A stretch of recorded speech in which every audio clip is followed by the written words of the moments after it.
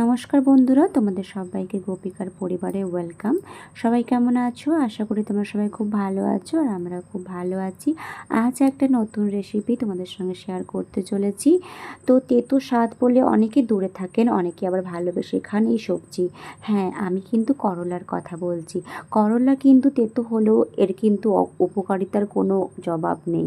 তো আজকে আমি করলার একটা মজাদার রেসিপি বানাবো, সেটাই তোমাদের সঙ্গে শেয়ার করতে চলেছি। তো এই সবজি বানানোর জন্য করলাগুলোকে লম্বা লম্বা কাটবো, আর এই বেগুনটা কিন্তু আমি ছাল ছুলে নিয়েছি। আলুটাও দেখো আমি লম্বা লম্বা করে কেটে নিয়েছি। আর আমি সাথে নিয়েছি পেঁয়াজ কুচি, টমেটো কুচি নিয়েছি, কাঁচা লঙ্কা চিড়ে নিয়েছি, ধনেপাতা কুচি করে নিয়েছি। ডায়াবেটিস রোগীদের জন্য করলা কিন্তু ভীষণ উপকারী। এছাড়া আমি নিচ্ছি সর্ষে। এখানে আমি দু রকমের সর্ষে নিয়েছি, কালো সর্ষে, সাদা সর্ষে নিয়েছি, রসুন কুচি, লঙ্কা চিড়ে নিয়েছি, কিছু গুঁড়ো মশলা নিয়েছি লবণ, হলুদ, কাশ্মীরি লঙ্কা গুঁড়ো, জিরে গুঁড়ো আর ধনে গুঁড়ো। সব কিন্তু হাফ চামচ করে নিয়েছি। আর লবণটা তো স্বাদ অনুযায়ী। আমি রান্নাটা করব সম্পূর্ণ সাদা তেল দিয়ে। তো তোমরা বন্ধুরা পুরো রান্নাটা দেখতে থাকো, তোমাদের আশা করি ভীষণ ভালো লাগবে।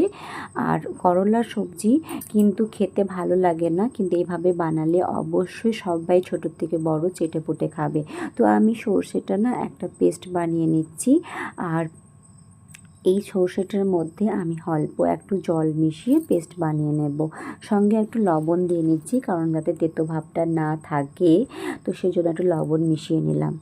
তোমাদেরকে বলে রাখি বন্ধুরা, করলা কিন্তু সুগার নিয়ন্ত্রণে রাখতে ভীষণ উপকারী। তো যাদের সুগার পেশেন্টদের করলা কিন্তু খাওয়া একান্তই দরকার।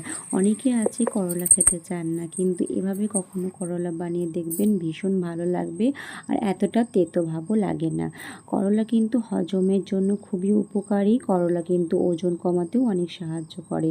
করলা কিন্তু লিভারের পক্ষে ভীষণই খাওয়া ভালো। লিভার ঠিক থাকে করলা খেলে।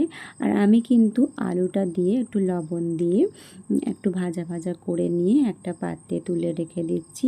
ওই পাত্রের মধ্যে আমি কিন্তু বেগুন দিয়ে সেমভাবে লবণ আর হলুদ দিয়ে একটু নাড়াচাড়া করে ভাজা ভাজা করে এটাকেও আমি একটা পাত্রে তুলে নেব। তো বন্ধুরা, তোমাদের বলে রাখি, যেসব বন্ধুরা নতুন আমার ভিডিওটা দেখছো, তোমরা কিন্তু আমার চ্যানেলটাকে সাবস্ক্রাইব করে আমার বন্ধু হয়ে যাবে।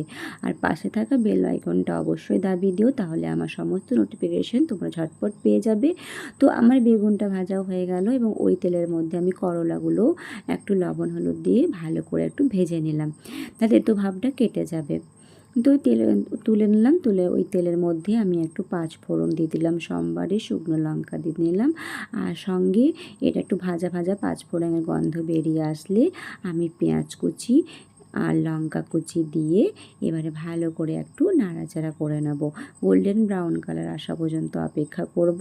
গোল্ডেন ব্রাউন কালার চলে আসলে ভালো করে ভাজা করব। গোল্ডেন ব্রাউন কালার চলে আসলে আমি এর মধ্যে এবারে টমেটো যেটা কেটে রেখেছিলাম, সেই কাটা টমেটোটা এর মধ্যে মিশিয়ে দেব। টমেটোটা মিশিয়ে পর আবার ভালো করে একটু নাড়াচাড়া করে নেব, যাতে টমেটোটা না ভালো করে সেদ্ধ হয়ে যায়। টমেটোটা তাকিয়ে থাকলে একদমই ভালো লাগে না দেখতে।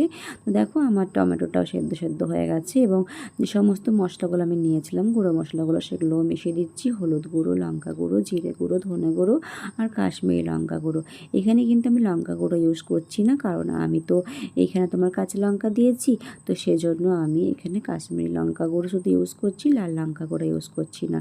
তো সমস্ত গুঁড়ো মশলা দিয়ে আরও ভালো করে কষিয়ে নিলাম। সামান্য একটু জল দিয়ে ভালো করে কষিয়ে নিচ্ছি, না হলে মশলার কাঁচা গন্ধ করবে, সেটা একদমই খেতে ভালো লাগবে না।